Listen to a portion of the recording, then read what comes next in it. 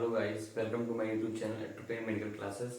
आज हम head injury के नेक्स्ट पार्ट की बात करेंगे। Diagnostic evaluation, medical management, surgical management और नर्सिंग मैनेजमेंट की हम बात करेंगे। जिसमें सबसे पहले बात कर लेते हैं डायग्नोस्टिक इवैल्यूएशन की। तो डायग्नोस्टिक इवैल्यूएशन में हम डायग्नोस कैसे करेंगे कि पेशेंट को दिक्कतें क्या क्या हुई हैं हेड इंजरी में, कैसे किस टाइप की हेड इंजरी है। जैसे कि सबसे पहले हम करेंगे उसमें हिस्ट्री कलेक्शन।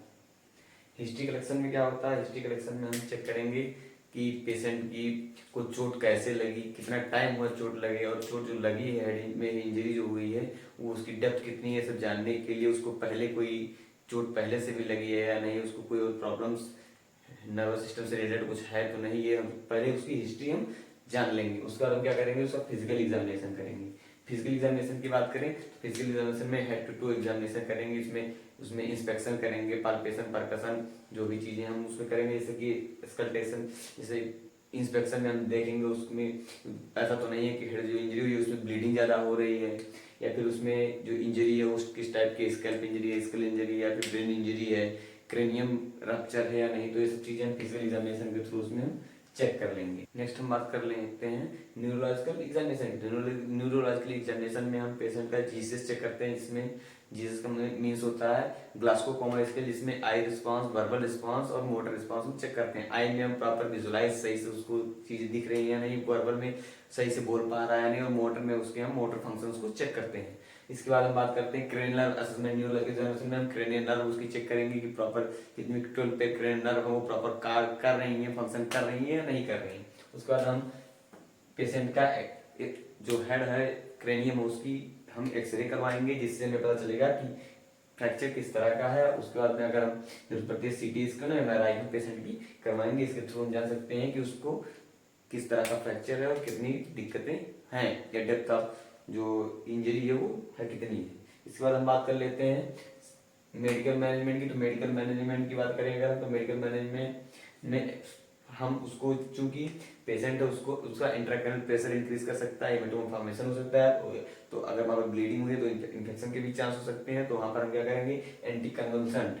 क्योंकि किसी को अगर हेड इंजरी होती है तो वहां पर क्या दिक्कतें होती हैं कि उसको सीजर्स आने के चांसेस ज्यादा होते हैं, तो उसे एंटी कन्वल्सेंट, जैसे कि एग्जांपल के लिए फेनिटोइन हम उसको एडमिनिस्टर कर देंगे एज पर प्रिस्क्रिप्शन, डॉक्टर के प्रिस्क्रिप्शन पे।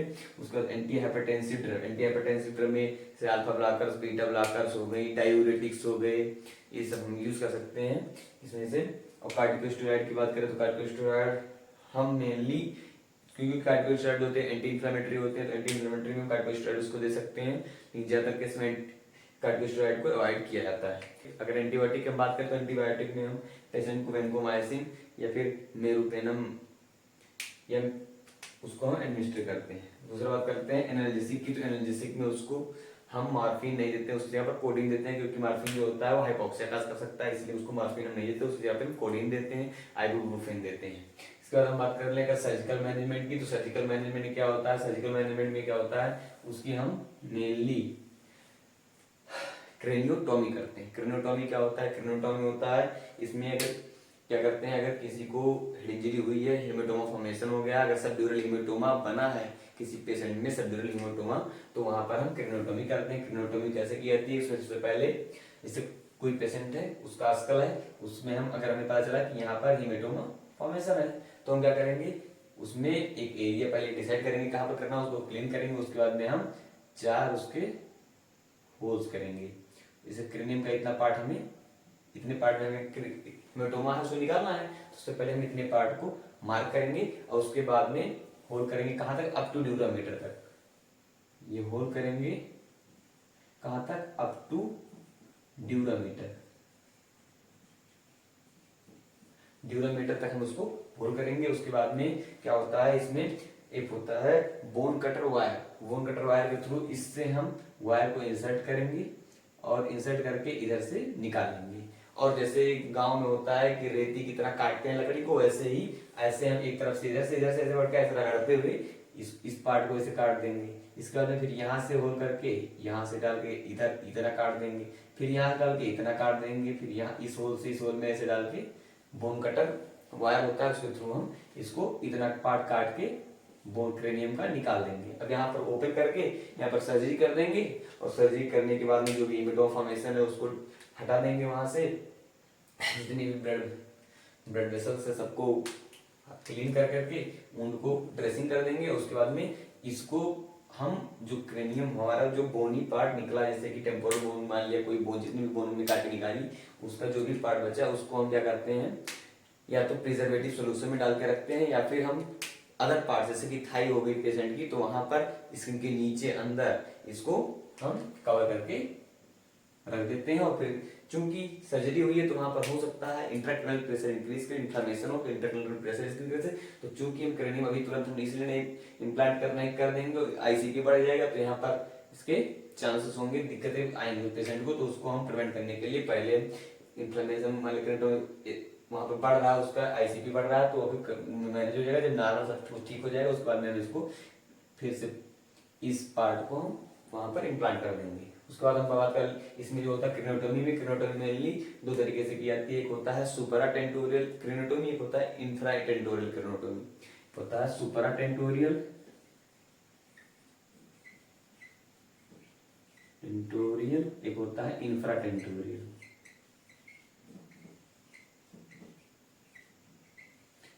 सुपराटेंटोरियल क्या होता है? सुपराटेंटोरियल होता है अगर पेशेंट जो क्रेनियोटोमी हो रही है अगर 30 to 40 डिग्री एंगल पर हेड को एलिवेट करके किया जाता है तो उसको सुपराटेंटोरियल क्रेनियोटोमी बोलते हैं। अगर फ्लैट पेशेंट को फ्लैट हम अगर लेटा के सीधा एकदम एक फ्लैट सरफेस पे without elevation of head 30 to 45 degree अगर कर रहे हैं सीधा फ्लैट पे तो उसको इंफ्राटेंटोरियल क्रेनियोटोमी बोलते हैं। इसके बाद हम बात कर लेते हैं नर्सिंग मैनेजमेंट की। तो नर्सिंग मैनेजमेंट में क्या करते हैं, क्योंकि पेशेंट को हेड इंजरी हुई तो वहाँ इन्फ्लेमेशन के चांस होंगे, वहां पर इन्फ्लेमेशन होगा तो वहां पर क्या होगा, आईसीपी बढ़ने के चांस होंगे। हाइपरटेंशन रहेगा तो आईसीपी बढ़े, आईसीपी तो इसलिए हम उसका आईसीपी को मॉनिटर करेंगे, इंट्राक्रैनियल प्रेशर बढ़ तो नहीं रहा है उसको प्रॉपर चेक करेंगे। एबीजी मॉनिटर करेंगे, एबीजी में मेनली हम पार्शियल प्रेशर CO2 देखेंगे, partial pressure of O2, bicarbonate ion और पीएच हम देखेंगे और प्रॉपर मेंटेन रखेंगे। उसके बाद में ईसीजी मॉनिटरिंग करेंगे पेशेंट की, ईईजी भी हम करें, इलेक्ट्रोएंसेफेलोग्राम भी अगर इस पर रिक्वायरमेंट अगर होती है तो हम उसकी करेंगे। ऑक्सीजन प्रॉपर एडमिनिस्ट्रेशन करेंगे, अगर पेशेंट अनकॉन्शियस है तो उसको ऑक्सीजन सेचुरेशन कम ना हो, सही से सांस ले रहा है नहीं तो उसके लिए हम उसको ऑक्सीजन प्रॉपर सेचुरेशन चेक करते रहेंगे और एडमिनिस्टर करेंगे एज पर requirement. CVP central venous pressure examination हम करेंगे, पेशेंट को जो वीनस प्रेशर है ऐसा तो नहीं है वो ज्यादा बढ़ जा रहा है, आईसीपी बढ़ेगी तो सेंट्रल वीनस प्रेशर भी बढ़ जाएगा तो दिक्कत कर जाएगा पेशेंट को, तो उसको हम सीवीपीएम मॉनिटर करेंगे, एग्जामिन करेंगे, वाइटल साइंस का प्रॉपर चेक करते रहेंगे और न्यूरोलॉजिकल एग्जामिनेशन करेंगे। न्यूरोलॉजिकल एग्जामिनेशन की बात करें हम तो जनरली वही हम 12 पे क्रेनियल असेसमेंट करेंगे, हेड टू एग्जामिनेशन करेंगे और मोटर फंक्शन जीसीएस करेंगे उसका।